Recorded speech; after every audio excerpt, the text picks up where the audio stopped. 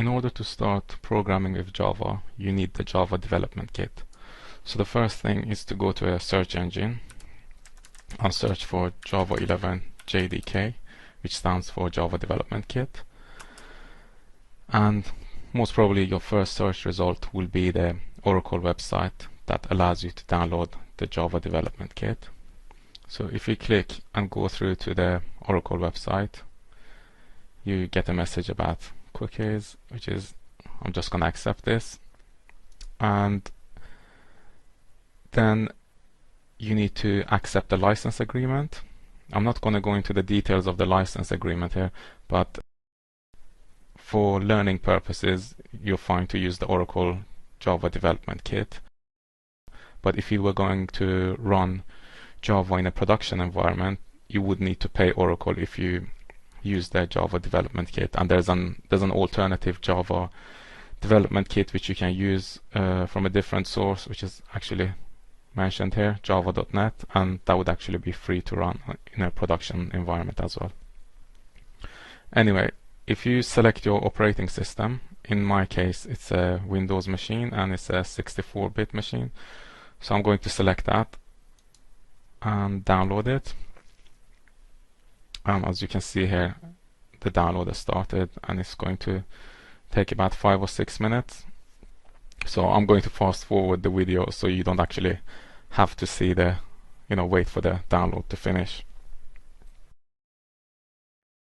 The download is about to finish now, so a few more seconds.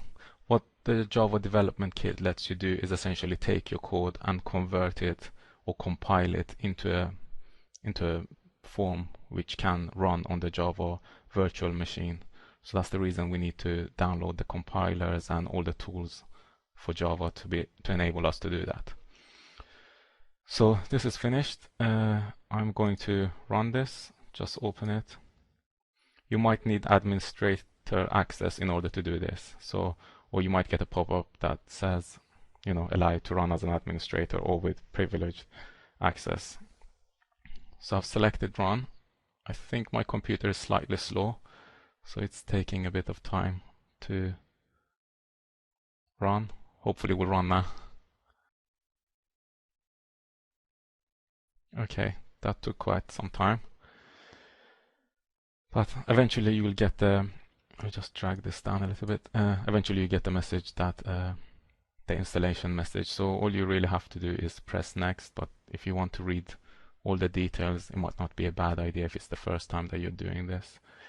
I already have Java installed, so I expect to receive a message that tells me you already have Java installed. Are you sure you want to reinstall it?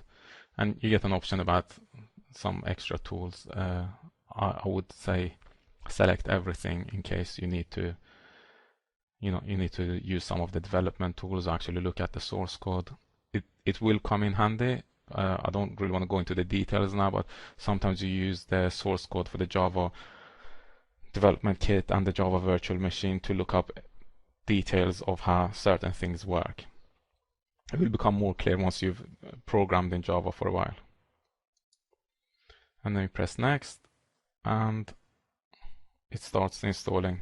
Again, this is going to take some time, so I might fast forward this part as well.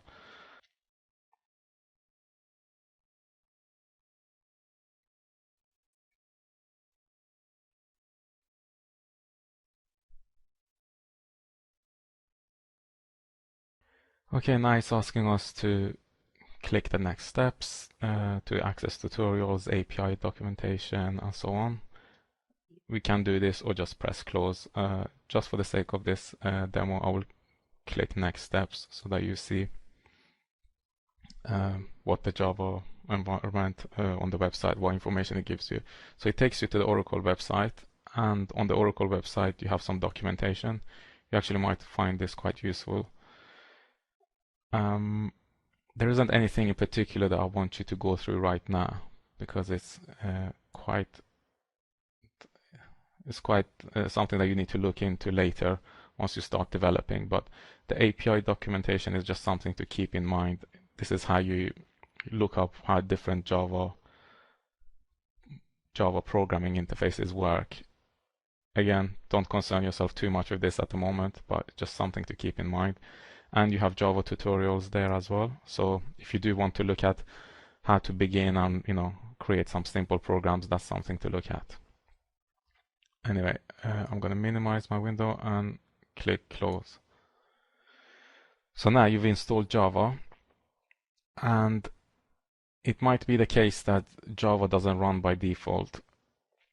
And the reason for that is it's java.exe is not included in your environment variable called path.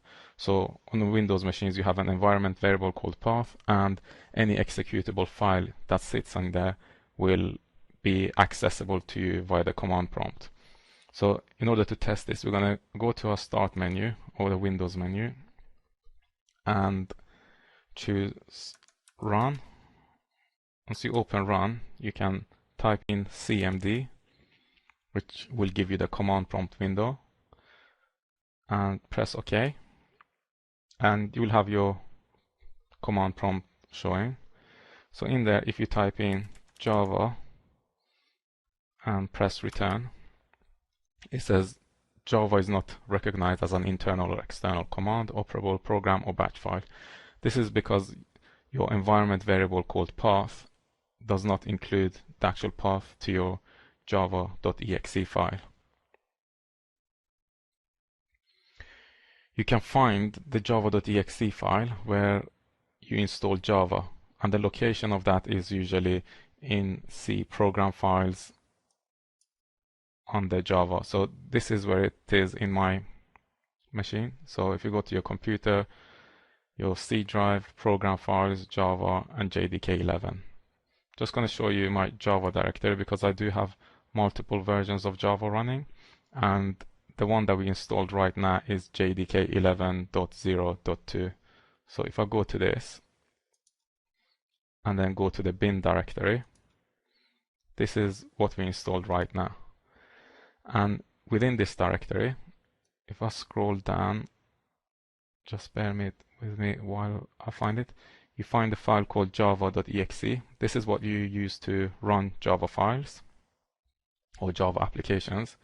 And there's another file called javac.exe. This is the Java compiler. So once you write Java code, use javac to compile your code into a form which can be run using java.exe. So I'm going to copy this, and then I'm going to my start menu, go to computer, but don't click on computer. If you right click on computer, go to properties, and on the left hand side you will see advanced system settings. So if you click on advanced system settings, there's a pop-up. I'm just going to drag it down so you can see the pop-up. On the last button here, which says environment variables, this is where your path environment variable is set. So if you click on environment variables, on the system variables, so the environment variables are divided into two sections. One is specifically for that particular user which is logged into the Windows machine, and the system variables are variables that are shared among all the users on that computer. So if you scroll down here up to the path variable, so this is the name of the path and this is the value that's inside it. So if you click on edit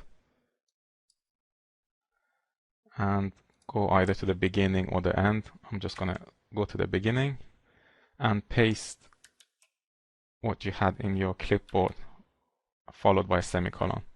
So what I just pasted in here is this C program files Java JDK 11.0.2 /bin. So this is where your java.exe file and Java compiler sits. So if I press OK here, and OK again, and OK again, and go to my command prompt, I might need to reopen the command prompt for this to work. So Java probably won't work again. No. So I'm going to type exit and go to my start menu again, type run, and type cmd. It's already there, and I'm going to press OK.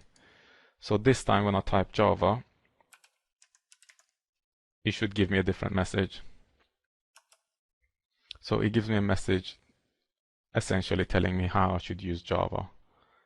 We don't really need to go into the details of this now, and if I type in Java 2 dashes and a version, it tells me which version of Java I'm running. So this is Java 11.0.2, and the date, and LTS stands for long-term support, and a little bit more information about the build and so on. So essentially what you have right now is you've installed Java successfully and configured it. So you can start writing Java programs and compile your program and run it.